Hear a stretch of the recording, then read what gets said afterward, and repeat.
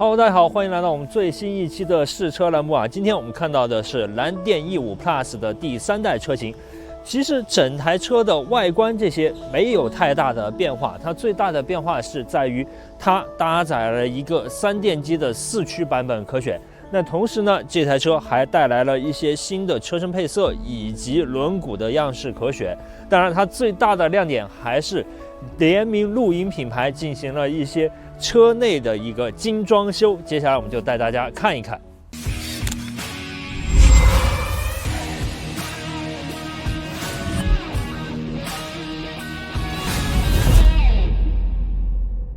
OK， 今天我们看的是蓝电 E5 Plus 的第3代车型，车辆有什么变化呢？首先是它增加了一个新的配色，然后它的轮毂也增加了一个新的轮毂样式。那同时呢，第3代车型是搭载了一个3电机的4驱版本，整个4驱的性能也比较强。当然，这台车还有一些有意思的地方，待会儿我们进车内再带给大家看一看。这个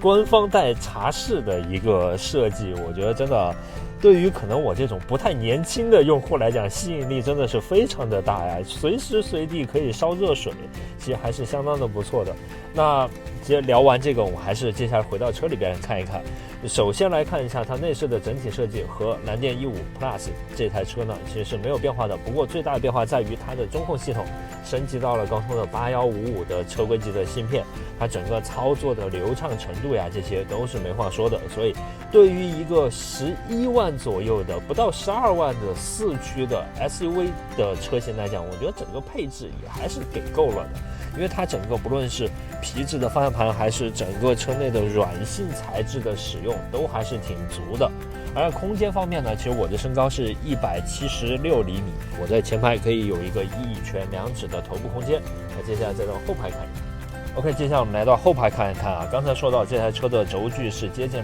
2800毫米，2785毫米。我的身高在后排可以获得一个2拳多接近3拳的腿部空间，那头部空间自然依旧宽裕啊。整个坐姿呢，我现在是调的最仰的一个状态，其实感觉还是比较立正的。但是呢，由于它有一个中排的扶手，再加上两边的扶手，你坐上去的感觉也还是没有太大的问题的。另外呢，就是这一台车它的后排靠背几乎可以放到一个纯平。然后同时呢，我们在这台车上面可以看到，它还选装了一个后排的娱乐屏以及后排的投影仪。这个车的投影仪是支持一个前后向投影的，那待会儿再给大家讲一下。如果你热爱露营或者喜欢车窗生活的话，不妨加3999选择一个蓝电官方自己的一个户外露营的套件，它包括和户外知名品牌联名合作的一个全景的天幕，以及这个投影的后排幕布和投影机，包括一个充气的床垫，都是涵盖在内的。而且它的整个设计呢，其实是官方自己研发的，所以它整个的收纳的空间以及幕布和投影的安放的位置都还是有设计的。而且整个由于是官方设计的，所以它不会出现一些哐当你零散去加装的一些就是不太得体、不太舒适的一些拆装的体验。那这个就是官方改建的一个优势了。当然，如果你再花3000块钱的话，刚才我们视频开头看到的茶室以及双电磁炉的配置也是可以给到你的。而且这个电磁炉的这个桌子，后续呢你是可以在做完饭之后把它拆下来当一个露营桌来使用的。所以这个钱呢，我觉得花的值不值呢，还是看你喜不喜欢露营了。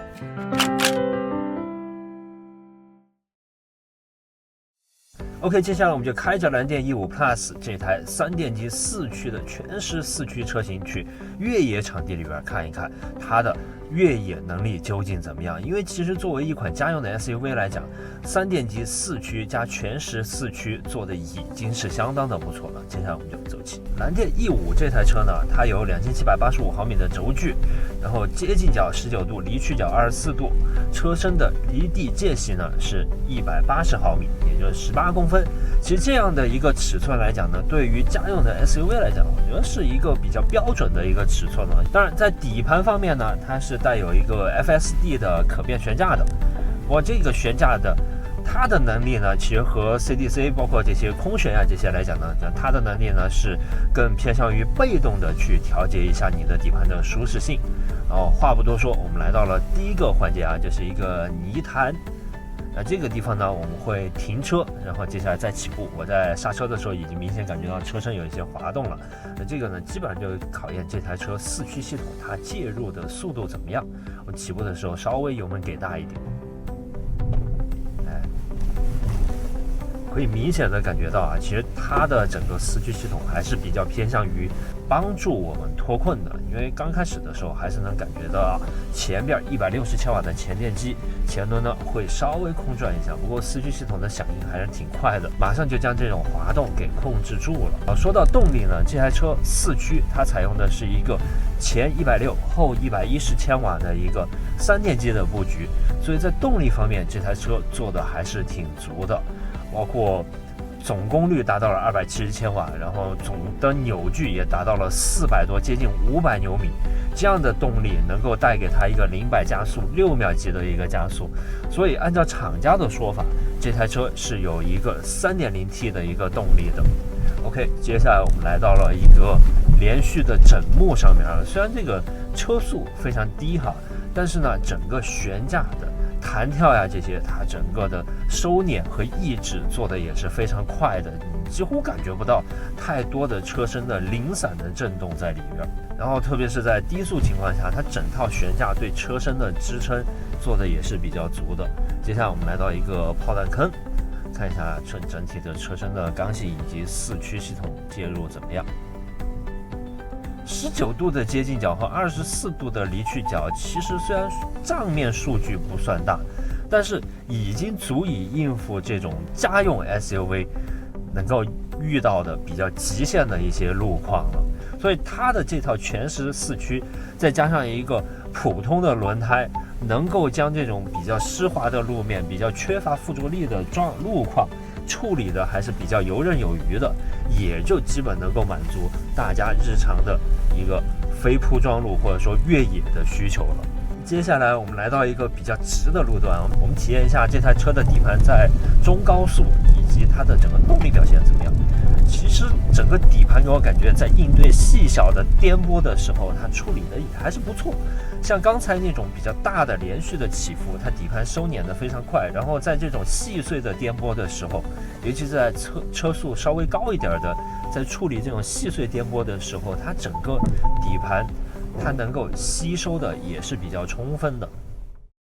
OK， 大家在看到这条视频的时候呢，我们的第3代蓝电E5 Plus 的车型是已经上市了，它是会享受一个限时的价格，230公里长续航的119800，然后我们这个3电机四驱的全时四驱的版本也是119800，所以他们2款车型的价格都是同样的，主要的关键就看大家是想选择一个长续航还是一个带四驱了。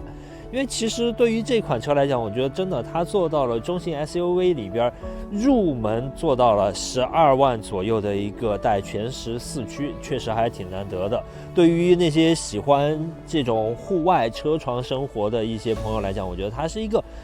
最低成本入手，你可以去到更多地方的一个车型了。所以这台车大家喜欢吗？欢迎在评论区和我们进行留言互动。